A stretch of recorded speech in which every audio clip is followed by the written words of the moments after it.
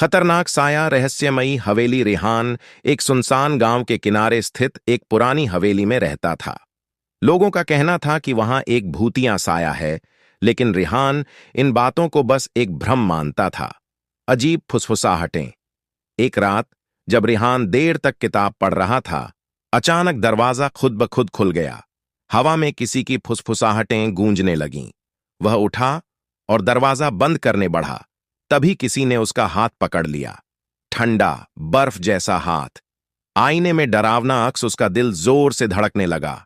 सामने आईने में उसने अपना अक्स देखा, लेकिन अक्स में उसके पीछे कोई और खड़ा था। लाल चमकती आंखें, काला चेहरा, कांपता कमरा। रेहान चीख कर पीछे हटा, लेकिन वह साया उसके करीब आता गया। अचानक पूरा कमरा हिलने लगा। किताबें जमीन पर गिरने लगीं। फिर एक जोरदार धमाका हुआ और सब कुछ शांत हो गया। रेहान का गायब होना। अगली सुबह रेहान का कोई सुराग नहीं मिला।